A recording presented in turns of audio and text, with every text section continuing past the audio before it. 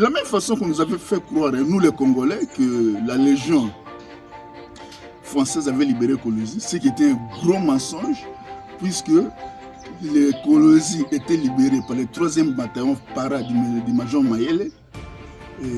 D'ailleurs, c'est à partir de Kolwezi que le général Mobutu, venu de Lubumbashi, qui était à Kolwezi, qui a déjà installé son QG à partir de Kolwezi, il a demandé l'intervention de la Légion française pour s'occuper, pas pour libérer la ville de Kolwezi, mais pour s'occuper des otages occidentaux, de sorte que s'il y a des bavures, ça sera entre eux les Occidentaux.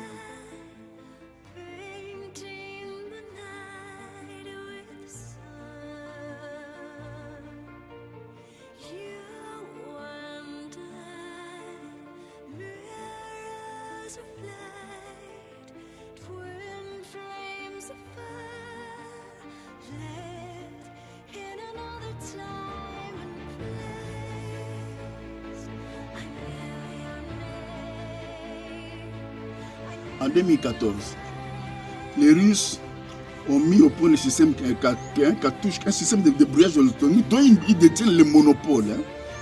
En fait, tout le monde, les Chinois, les Indiens, ils ont des systèmes de brouillage. Mais ce qui caractérise le système de brouillage russe, c'est qu'il est inattaquable par l'Occident. Voilà. Vous voyez la différence. Donc, en fait, ils ont tous des systèmes de brouillage, mais celui des Russes est beaucoup plus performant. Il est tellement performant que les Occidentaux, jusqu'à présent, n'arrivent pas à trouver une parade.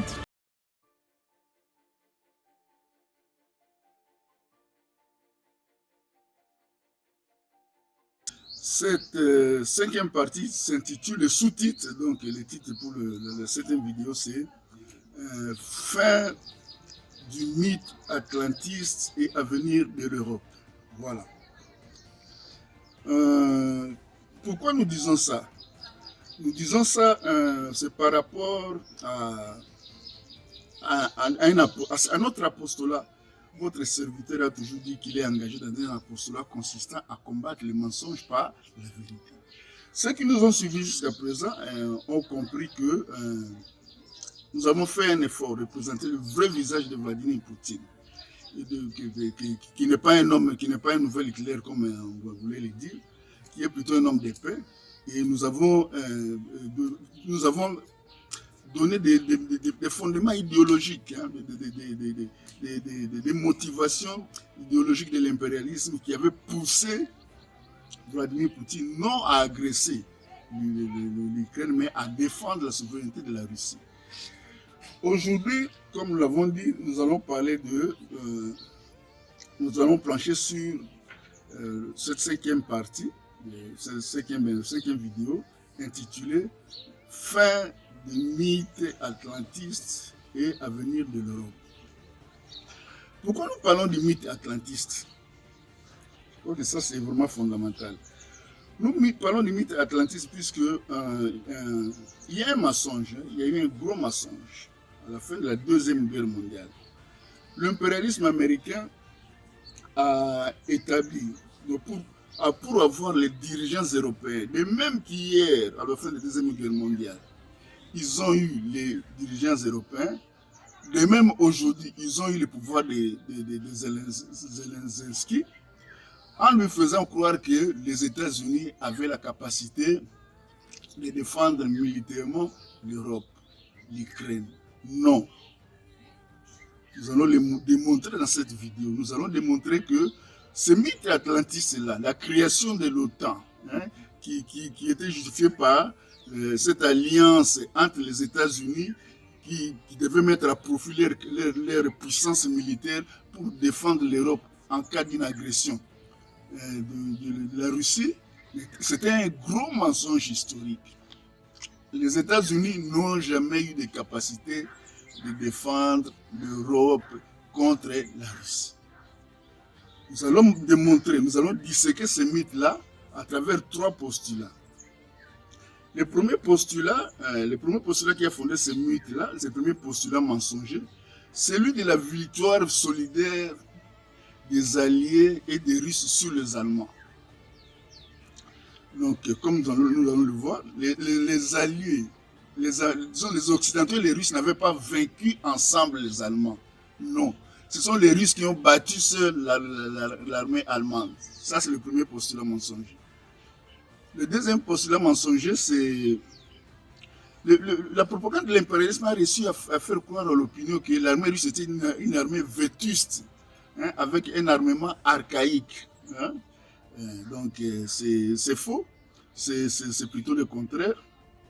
Le troisième postulat, c'est celui de la primauté, disons, de l'armée américaine, hein, sur. Donc, on a tendance à présenter l'armée américaine comme la première puissance militaire au monde, les États-Unis comme la première puissance militaire au monde. Non, c'est un mensonge.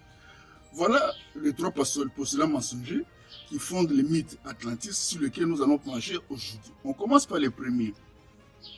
La victoire solidaire des Occidentaux et des Russes sur les Allemands. Non, les Occidentaux et les Russes n'avaient pas battu ensemble les Allemands.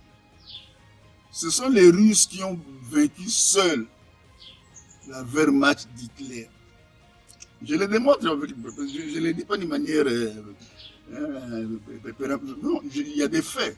En fait, vous savez, de la même façon qu'on nous avait fait croire, nous les Congolais, que la Légion française avait libéré Kolwezi, ce qui était un gros mensonge, puisque les Kolwezi étaient libérés par le 3e bataillon para du Major Mayele. D'ailleurs, c'est à partir de Kolwezi que le général Mobutu, venu de Lubumbashi, qui était à Kolwezi, qui a déjà installé son QG à partir de Kolwezi, il a demandé l'intervention de la Légion française pour s'occuper, pas pour libérer la ville de Kolwezi, mais pour s'occuper des otages occidentaux, de sorte que s'il y a des bavures, ce sera entre les Occidentaux. Donc, de la même façon, on nous a fait croire que, au fait, c'est le débarquement de Normandie qui scellait les sols d'Hitler, qui marquait la fin de la Deuxième Guerre mondiale et la défaite des Allemands. Non, c'était un mensonge. Les Allemands étaient battus par les colonnes russes du maréchal Yukov. Pour ceux qui s'intéressent à l'histoire militaire, ils savent que Hitler avait assiégé la Russie, il y avait les batailles de Stalingrad, il a assiégé Stalingrad, voilà. Et c'est la contre-offensive russe à partir de Stalingrad, commandée par le major Yukov, qui aboutit le 7 mai 1944 à la chute de Berlin, la capitale du 3e Reich. Le 7 mai. Or, le débarquement de Normandie s'est fait le 6 juin, soit un mois après. Nous voyons.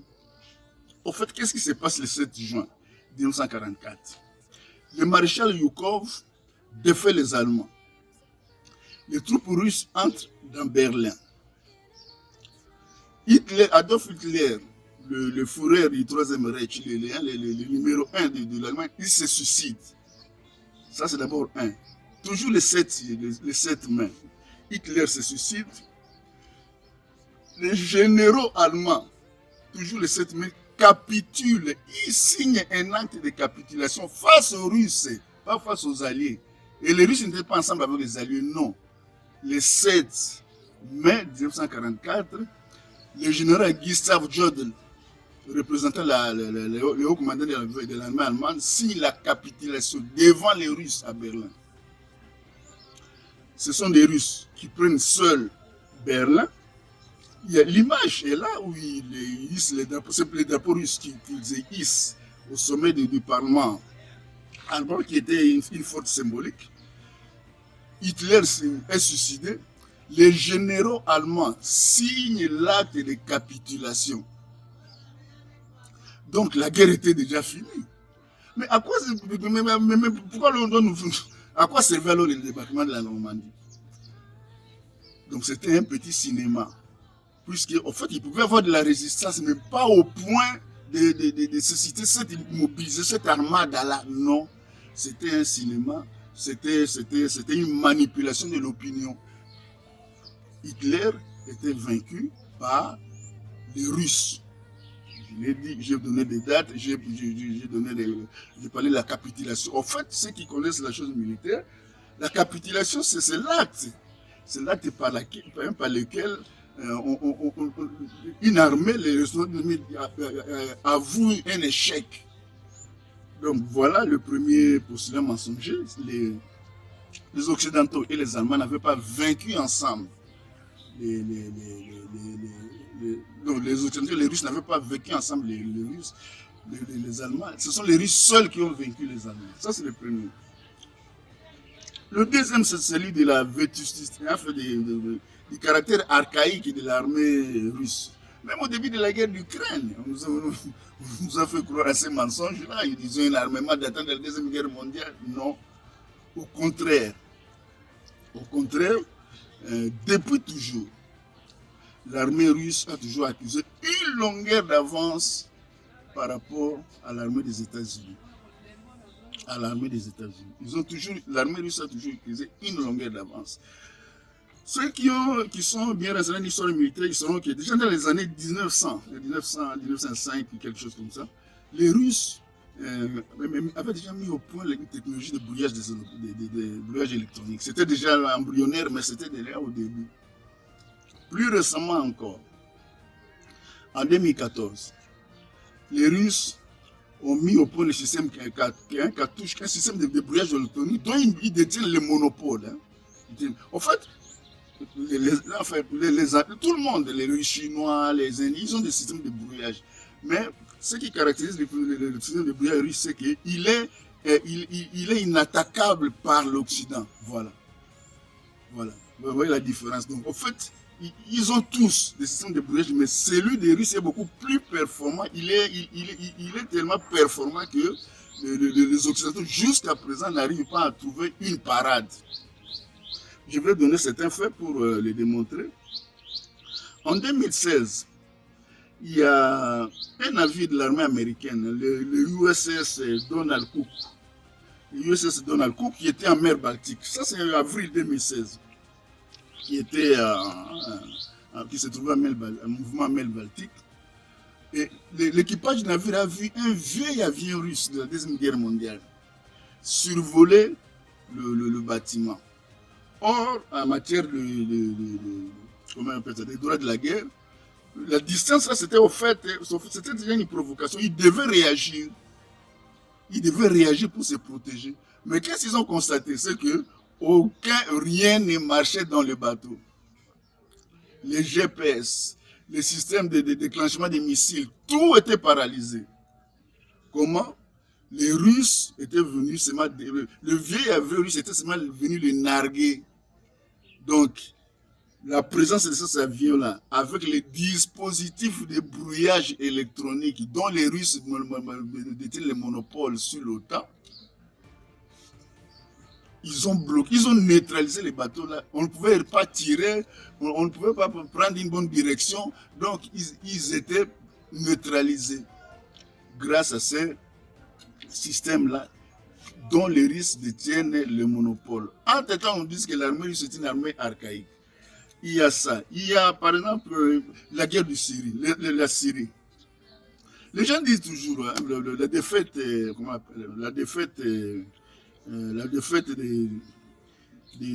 Américains, en fait, parce que les Américains ont payé les Dutch hein, pour combattre les rebelles syriens afin de renverser par les armes le régime syrien. Maintenant, Bachar al-Assad a fait recours aux Russes. Quand les Russes sont venus, ils ont commencé à utiliser ce système-là de brouillage-là. Et c'est ce qui a causé la défaite américaine en Syrie.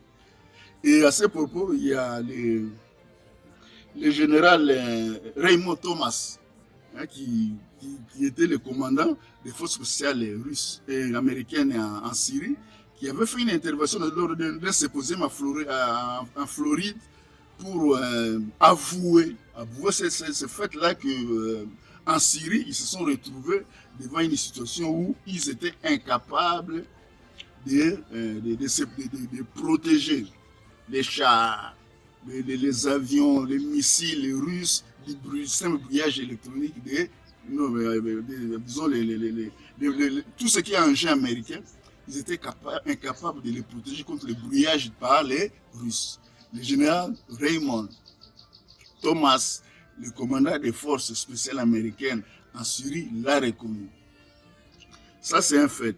Un autre fait, toujours dans cette supériorité de cette armée, l'armée russe est archaïque et Deuxième Guerre mondiale. Or, l'armée russe est de loin beaucoup plus avancée que l'armée américaine. Au niveau de la technologie des points de défense, il y a l'épisode de l'autre, des sous-marins. Il n'y a pas longtemps, en 2022 ici, les sous-marins russes Belgorod. Hein, c'est le plus puissant au monde, le plus sophistiqué, le plus au monde. Il était en mouvement dans l'Arctique.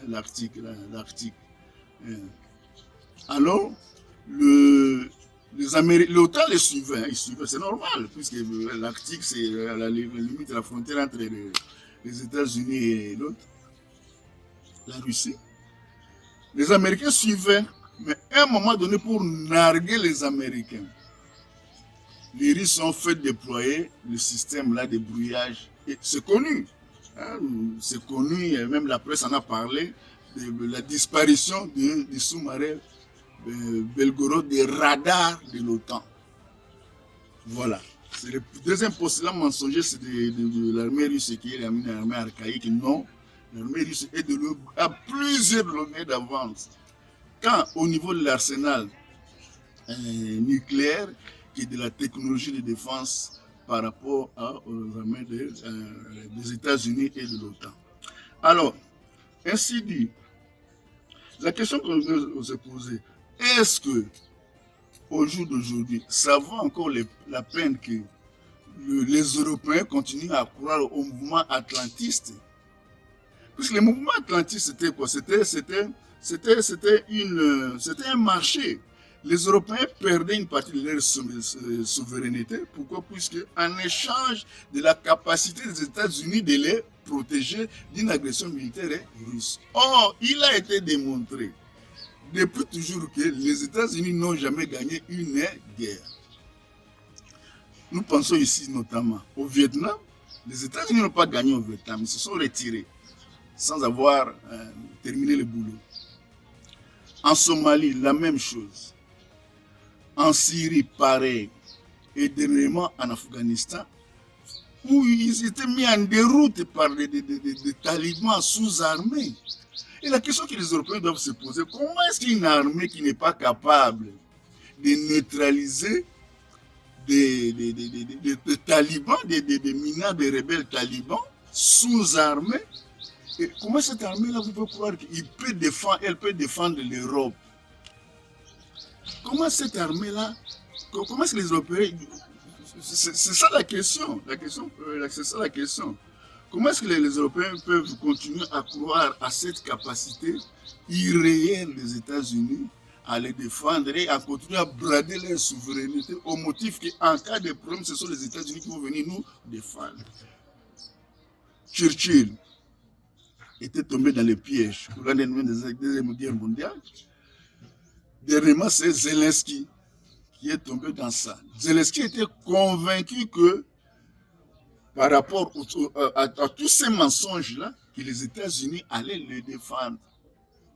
Et en réalité, les États-Unis n'ont pas les capacités militaires de défendre l'Europe par rapport à une éventuelle agression de la Russie. D'où il faut qu'il y ait la fin de ces mythes de l'Atlantisme-là. C'est maintenant que nous nous tournons vers l'avenir de l'Europe. Est-ce que les Européens ont intérêt à continuer à croire à un mythe de la capacité des États-Unis de les défendre? Les mêmes États-Unis dont l'armée est incapable de neutraliser les talibans. Elle saura seulement venir vaincre l'armée des États-Unis qui détient les monopoles, pas seulement les monopoles des technologies, des États-Unis, mais aujourd'hui, il y a comment il s'appelle là? Il y a McTurner, voilà, c'est ça le nom. McTurner, c'est le président de la commission des renseignements du Sénat américain qui a reconnu que les Russes, il y a une menace réelle de la détention par les Russes d'un armement nucléaire spatial non, d'un armement nucléaire spatial. Donc les Russes sont capables aujourd'hui de détruire des satellites militaires hein, de l'OTAN. Celui qui reconnaît ça, c'est Mike Turner, un élu américain, il est le congressman américain, il est le président de la commission de renseignement du Sénat. Il a reconnu ça, l'existence réelle de cette menace-là. La vérité est que les Européens doivent se rendre devant ils doivent reconnaître cette évidence-là que les États-Unis ne sont pas capables de les combattre militairement, de les protéger militairement face aux Russes. Moralité, ça c'est maintenant ce que nous pensons. Notre modeste personne estime que les Européens, les nations d'Europe, les peuples d'Europe ont tout intérêt. Ils ont tout à vassaliser par les États-Unis au motif que les États-Unis les protégeraient, les seraient capables de les protéger contre une agression russe.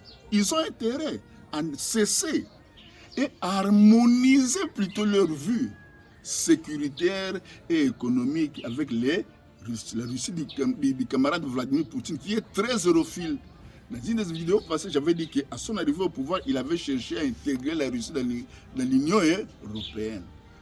Donc, l'avenir de l'Europe, à notre humble avis, ne dépend pas d'une continuation de l'actuelle vassalisation des nations d'Europe par les États-Unis. Suite au mythe de l'OTAN, mythe mensonger de la capacité des États-Unis à protéger militairement l'Europe. Ils ont tout intérêt à harmoniser leur vue, à reconnaître, en fait, à harmoniser leur vue avec la Russie, qui est la première puissance militaire. Disons, ils sont ex aequo avec les Russes, première puissance militaire au monde. Et d'autant plus qu'ils ont des souches culturelles communes, nous l'avons déjà dit dans une des vidéos passées. L'Europe et la Russie sont culturellement beaucoup plus proches que les Anglo, que la Grande-Bretagne et les États-Unis. Et c'est la doctrine Brzezinski prônant un évitement des rapprochements entre la Russie et l'Europe pour la promotion de la grandeur des États-Unis, qui fait que ils ont toujours combattu ces rapprochements-là. Mais les Européens, maintenant qu'il a été démontré que les États-Unis ne seront jamais capables d'aider Zelensky à récupérer le territoire ukrainien qui est occupé, qu'il a perdu, et par ricochet, par analogie, ils peuvent aussi reconnaître que les États-Unis ne sont pas capables de les défendre militairement contre une éventuelle agression de la Russie, d'où ils ont intérêt, les peuples, les nations, les dirigeants d'Europe et les peuples des intérêts, de l'Europe, ils ont intérêt à réfléchir à la possibilité de ces rapprochements avec la Russie pour le bénéfice de la paix et du développement en Europe et au monde. Voilà ce que les nations d'Europe ont à faire, c'est d'être réalistes, de ne pas continuer à croire un mythe de l'OTAN, mythe de la capacité des États-Unis à défendre l'OTAN, dans lequel avaient succombé autrefois Churchill et d'autres dirigeants occidentaux, et plus récemment encore le pouvoir de Zelensky. Mais les documents et les documents, les livres Vladimir Poutine est trouvable sur Amazon. Il est également dans certaines librairies de Kinshasa, notamment aux librairies des Grands Lacs. Il y en a deux. Il y en a un qui est maintenant sur la place des Évolués à Gombe. Un autre sur l'avenue Tchachi, non loin de l'hôtel de ville, en face de la banque, d'une banque là, Kinshasa, sur l'avenue Tombalba. Et le dimanche, il y a aussi la librairie Cédille des protestants, non loin des casiers judiciaires à Gombe, à Kinshasa. Ça, c'est à Kinshasa. Merci, merci de votre bienveillante attention. Merci de pouvoir chaque fois liker nos émissions, de s'abonner et de les partager. Ce sera une façon de nous aider, de nous apporter votre Une très louable contribution dans notre apostolat consistant à combattre les mensonges par la vérité. Merci.